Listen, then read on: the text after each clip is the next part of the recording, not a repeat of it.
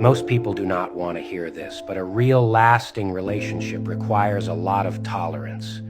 You have to accept that the other person is not perfect. Disappointments, pains, and irritations are inevitable. The real question is whether you are ready to face the ups and downs together, because that's it. Loving is recognizing that the other person has flaws, weaknesses, moments of doubt. Just like you, loving is embracing their imperfections. Seeing beyond the arguments, misunderstandings, and mistakes is realizing that perfection does not exist in relationships, but there is beauty in the efforts to stay united. It's about learning to forgive, communicate, and grow together. Loving is a choice to stay, to fight, to build something strong even when it's difficult. This challenge strengthens bonds, deepens love, and makes it more real. Those were the profound words from Isabella's counselor.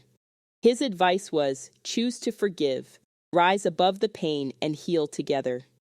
Isabella was moved by Mr. Mohali's public confession of love and plea for forgiveness. He had mentioned in his video that he would wait for her every day at 3 p.m. at the venue where they last met. For 9 weeks, Mr. Mohali went to Starbucks at 3 p.m. and had coffee, but Isabella was nowhere to be seen. He had promised himself he would still go there and wait for her, even if he were 90. Isabella also thought about her grandmother's words.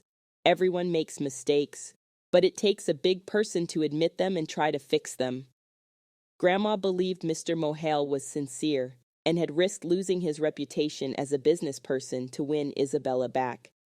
Finally, after much contemplation, Isabella decided to meet Mr. Mohale.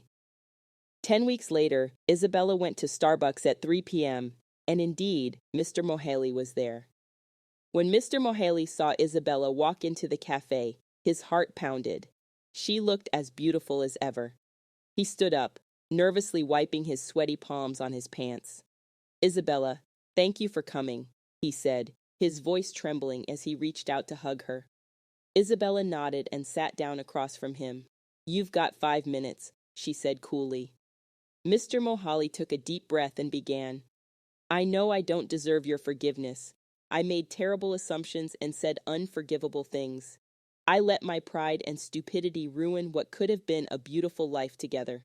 But I'm here to tell you that I'm truly sorry. I will do anything to make it right.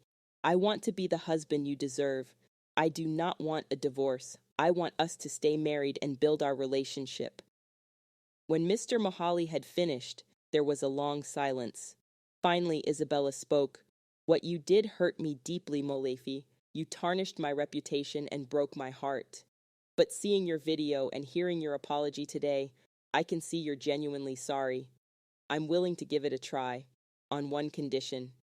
"Anything," Mr. Mohale said eagerly. "Take it slow. We need to rebuild trust, and that won't happen overnight." Mr. Mohale nodded fervently, tears of relief streaming down his face. "Thank you, Isabella. I promise I won't let you down."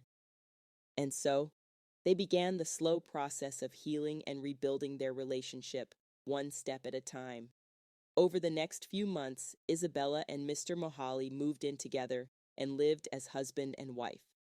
They spent a lot of time together and rebuilding the trust that had been shattered.